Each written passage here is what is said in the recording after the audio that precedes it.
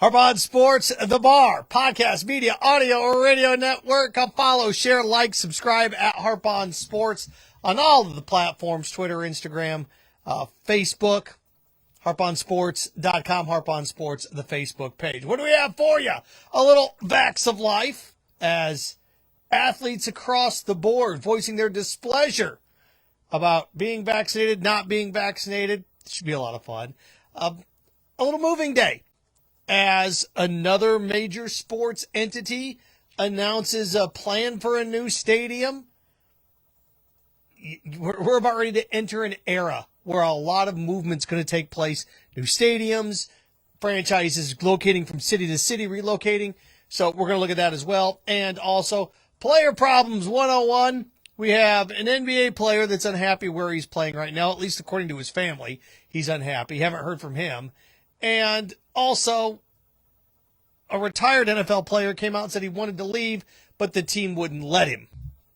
So we'll look at that as well. Starting off first with the zoo that is the Cole Beasley story, combined with the Chris Paul story, combined with the John Rahm story. In each of the last 3 weeks, in the last 14 days, we have seen multiple athletes test positive for the coronavirus or come out against the vaccine. And you look at every single one of those situations, and they all have something in common, right? What is the commonality of it? These guys are costing themselves opportunities. Now, I take a step back because they're obviously different. John Rahm's an individual playing just for himself, as opposed to Chris Paul, who is on a team, teammates involved, an organization involved, the NBA Finals involved. John Rahm, it was just a regular tournament. It wasn't a major. And Cole Beasley, the season's a couple of weeks away, a couple of months away, actually, before any meaningful games matter. So I was thinking about this, and you know what's interesting about it is that the one thing that we didn't think about, the vaccine, getting everybody back out there.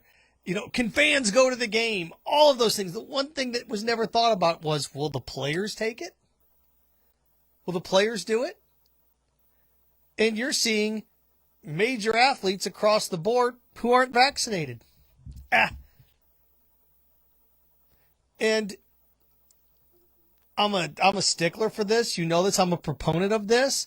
I think if you're not vaccinated, you're rude and inconsiderate and selfish. This was the ultimate team sport for America to do this for one another. And you can see the uneducated on this that don't get it. Well, if I'm not vaccinated, you are. Why do you care? Well, because you, sir or ma'am, if you don't get vaccinated, you're one of those groups, and this thing mutates. It may mutate to the point where my vaccine doesn't work anymore because you didn't get vaccinated. But that's basic science. You can't talk basic science to individuals like this. John Rahm cost himself millions of dollars. Chris Paul might cost the Phoenix Suns a trip to the finals. Now, Cole Beasley stands on this where I'm just going to retire if I have to follow these protocols. Then quit. Quit then. Baseball players throwing a fit about not being able to doctor the ball anymore. Didn't we have a certain Rays pitcher this week that said the reason his UCL's been damaged is because he couldn't use tack and grip and sunscreen on the ball? I don't know anybody in the last 4 or 5 days since he was injured, Tyler Glasnow, that's had UCL problems. Do you know anybody else that's had UCL problems? Anybody else that's had forearm, elbow, shoulder issues since this rule since it went to enforce this rule? I said on Tuesday or Wednesday, chalk me up. If you can show me 3, 4, 5, 6 other pitchers that suffer the same injury you do because you can't use talc anymore or stick them, I'll buy in. I'll tip my hat. I'll buy into it. If you can't, you're full of it. And he's full of it. He's full of it. Whatever happened to being able to look at somebody and say, there's no way that's true. That's not accurate. And Cole Beasley wrote this big thing on Twitter and published it on Instagram, and it's just a bunch of nonsense. It's his right. It's his right. It's his right. It's his right now to get vaccinated. Oh, okay. Well, just because something's your right doesn't mean that it's acceptable. You can be married and impregnate 6 other women. You can. Acceptable? Not illegal. Acceptable? How about this one? What if I have a bad case of influenza? Sick, coughing all over the place. It's not illegal for me to go into work and fire me up a bag of popcorn in the microwave, hitting all the buttons, turning light switches on and off. You can't stop me from doing that. Am I right? See how ridiculous that gets? After a while, it gets pretty ridiculous. It's my right. If you're more person about my right, it's my... You can point at somebody in a wheelchair and laugh. Again, you have the option of doing it, but it doesn't mean it's the right thing to do it. You point at a little kid and go, think about this. It's my right. It's my right. Technically, you can look at a guy walking his family down the road and walk up and go, man, your kids are ugly. Freedom of speech, First Amendment. Have the right to say it. Doesn't mean you should. Does it? Doesn't mean you should. And this Cole Beasley thing, if he wants to quit, fine, quit. I'm going to quit. Who's going to miss you, dude? Gracious. I'm going to quit. I just may retire. Then go ahead and retire. Who are you garnering sympathy for? And if your outspokenness and your stance rallies the 15 to 20 bottom percent, the 15 to 20% at the bottom, if you're like, I'm going to do this, this, and this, and morons applaud it, take a step back. Have the right people in your corner. Seriously, have the right people in your corner. Athletes, and it's just starting. And if you're a team, what did I see? The Dolphins are 75% vaccinated. You're getting teams to that threshold. Somebody's really, really going to burn themselves here. And look, maybe Chris Paul and the Suns are that story, where he's going to miss game 1 of the NBA or the Western Conference Finals. He's going to miss game 1. Imagine if they lose that and end up going to lose the series in 7. John Rahm came out and said, look, I should have been vaccinated. I made a mistake. That's his personal thing. He cost himself money. But when you're part of a team, you're going to cost the team money. You're going to cost the fans money. Imagine Suns fans who've waited for a title forever. The last time they had a chance to play for one 28 years ago, and they miss out on it because the guy that's having an MVP caliber season chose not to get the vaccine. So the Cole Beasleys of the world, the Chris Pauls of the world. It's just fascinating. You know what it reminds me a little bit of? It's not the same, but it reminds me a little of when Congress bailed out the banks, 2008, 2009, and they bailed out the banks. And the banks get, $800 million? $800 billion, $800 billion, $800 billion. And the banks got bailed out, and in turn, threw parties for themselves, didn't loan out any of the money, and it made the housing market crash even farther, and we even spiraled into a deeper recession. And Henry Paulson and Ben Bernanke sat around and said to themselves, well, of course they'll lend the money out. Yeah, they need to lend. Of course, they understand they need to lend. They'll lend the money out.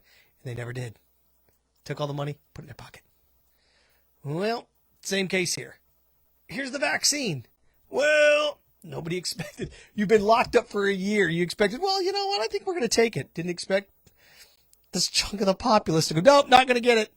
Oh, by the way, the whole concept of, well, you don't know, you never know, you never know. It's funny because you have one side that says, well, don't live your life in fear. Go out and live it. You don't need the vaccine. Don't live your life in fear. And then what are you afraid of a vaccine for that doesn't kill anybody?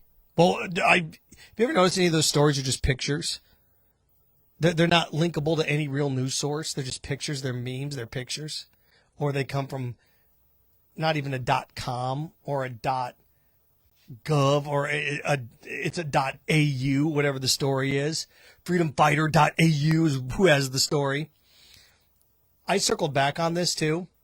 There's an athlete this week that died of Tommy John surgery, had Tommy John surgery and had complications with his Tommy John surgery and died.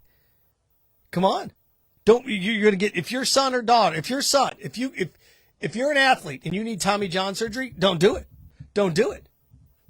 Look, that guy died. The George Mason pitcher died. Don't be a sheep. Come on, sheeple. Everybody's getting Tommy John surgery. You don't need to get it. That guy died. That's the same thought process. Well, I'm not going to get the vaccine because somebody got a blood clot. Well, okay. Does that mean if you're a baseball player, you're not, if you're in that same mindset and you're an athlete, you're not going to get Tommy John surgery because a pitcher at George Mason died because of complications for it? Well, no, each case is, okay. Back's to life. You're going to have football players that are going to be missing games, and fans are going to be in the stands. You're going to be there, and football players are going to be continued to be held out. What happened with, you're going to have quarterback? It's going to happen. You're going to be in a big game, and you're going to show up. Think about this. You've saved money up. You show up for a college football game, or you show up for an NFL game, and you're ready to go, and it's September, and here we go. We're back, and wait a second. Where's my team starting quarterback? Where's our wide receivers? Oh, they tested positive for COVID. Wait, what?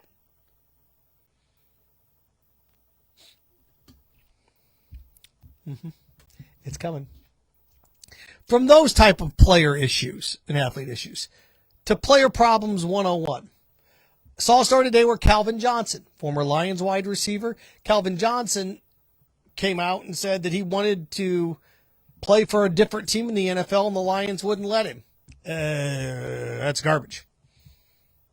That's garbage. I mean, they wouldn't let you. They wouldn't let me. I mean, they wouldn't let you. Wouldn't let me out of my contract. Well, then you force yourself out of your contract. There's a story that came out in the last 48 hours that Zion Williamson's family isn't happy with Zion or isn't happy with the New Orleans Pelicans. And he wants out, or they want him out because they haven't surrounded him with the right people. Oh, come on, Zion. Don't let your family speak. You speak for yourself. There is nothing that's weaker than sending somebody to go do your dirty work for you. Like, go ask her out for me. What are you, in the 7th grade? If you don't want to be somewhere, then come out and say it. So I have zero sympathy for Calvin Johnson. I have zero sympathy for Zion Williamson. New Orleans is the city should bake him for this. They should. I don't mind if you want out, but you got to do it. You can't have somebody else do it for you or come out and say they won't let me out of it. I have respect for what Eli Manning did. I don't want to play there. I'm not going to play for you, San Diego. I have respect for what John Elway did. The Colts, I'm not going to play for you. I'm not going to play for you. Cornelius Bennett, Colts, I'm not going to play for you. I'm just not. You can draft me. I'm not. Zion Williamson was upset that the Knicks didn't get the number 1 pick. So what happens? The Pelicans get it. Oh, well, I'll give it a shot. If you don't want to be somewhere, come out and say it. Hey, look, I don't want to play for you. I don't. Well, then, he'll be a pariah. Who cares? So think about this. Is your happiness as a player more important than a fan in a city's behavior? What's more important to you as a professional athlete? Your happiness, your comfortability, or what some random weirdo thinks in a city that you don't want to be in? Well, could come back to haunt him. Well, welcome to life. There are jobs that I haven't taken that probably come back to haunt me. There are risks that I have not taken that probably come back to haunt me. Same thing for all of us, right? There's things that you've done. Well, it could come back to haunt you. Well, welcome to life. But I look around and maybe the best case of this was Carmelo Anthony about 10 years ago, 11 years ago with the Nuggets. He didn't want to be there anymore. He didn't. So he went and told the front office, he's like, look, you can trade me. This is after LeBron went to Miami. He's like, you can trade me. I'm going to leave at the end of the year via free agency. So Nuggets fans started to boo him. Anthony Davis went out of New Orleans, went and told the front office, look, I don't want to be here anymore. You can trade me or I'm going to leave. If you don't want to be somewhere, what are you supposed to do? Play your contract and leave? Then you get mad at him for that too. Joe Madden has a great quote, manager of the Angels. He said, I could be honest with you and you could hate me for a little while, or I could lie to you and you could hate me forever.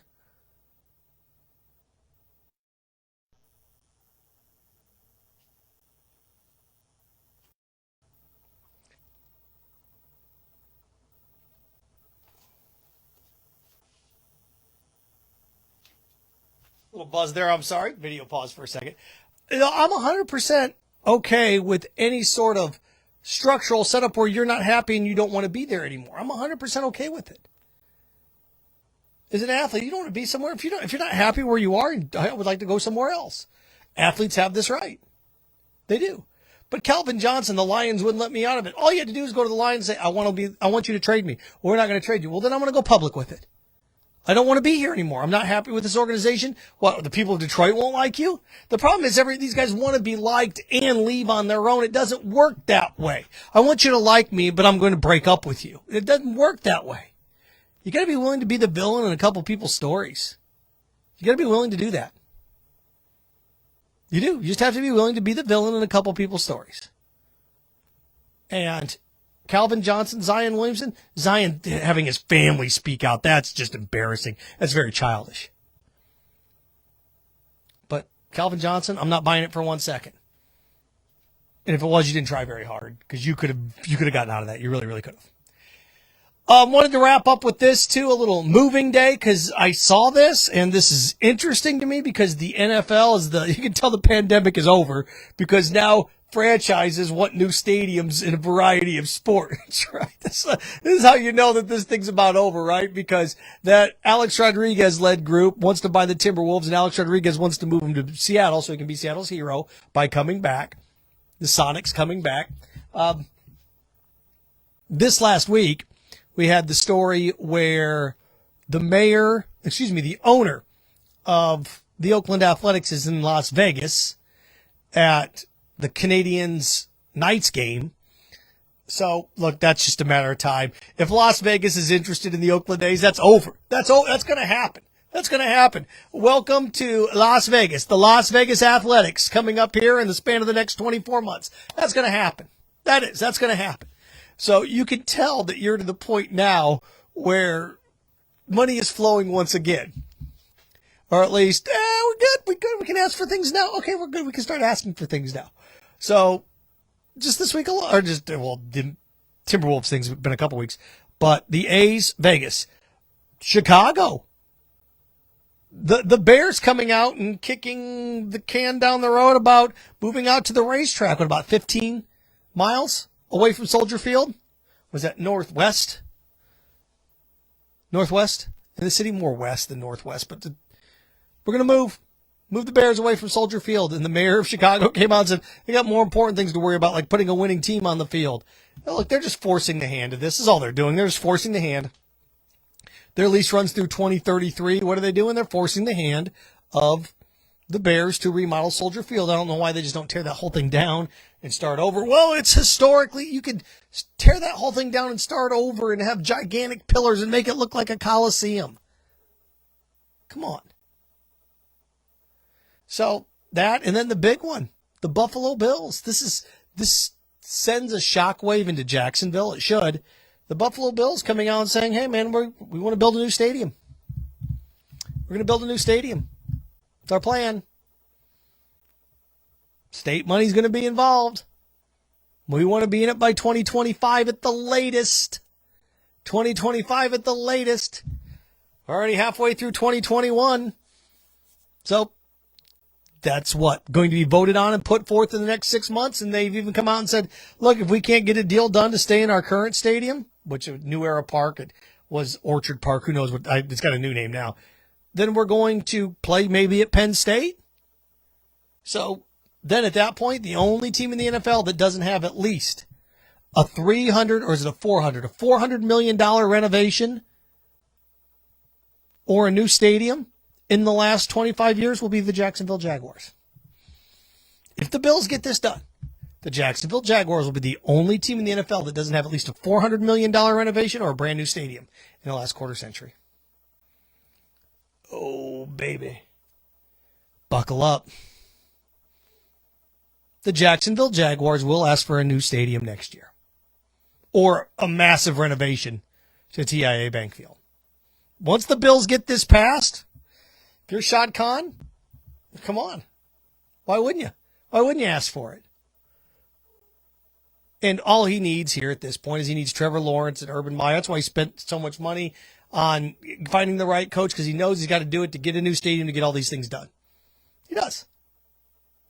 So, get ready. Moving day is coming for a variety of teams. The Oakland Athletics are going to end up in Vegas. The Bears could be moving to the suburbs, or at least out of town a little bit. The Bills are going to be moving. Alex Rodriguez with the Timberwolves to Seattle. Get ready for movement. Get ready for movement. In the Rays, I didn't even think about the Rays. The Rays got 5-6 more years on their lease, but then eventually that'll be pushed too. They're not going to be in Tampa. They're not. They're going to be in Orlando, Charlotte, or Nashville. So moving day. This Bills thing is big because it's a small market that's going to get it done. It's a small market that's going to get it done in a cash strap state, but also a cash flowing state like New York. They're going to get it done. So what's it going to be? The market's too small? They're going to get it done. The Bills are going to be the blueprint for Jacksonville. At least the Jaguars' new stadium plan, or a new, at least, structural plan. Harp on Sports, The Bar, podcast, audio, media, radio network, at Harp on Sports, Twitter, Facebook, Instagram. Follow, share, subscribe, like, harponsports.com and Harp on Sports Facebook page. So there you go. Remember, stay clean, stay focused, stay strong. Frankenstein. Have fun with your friends.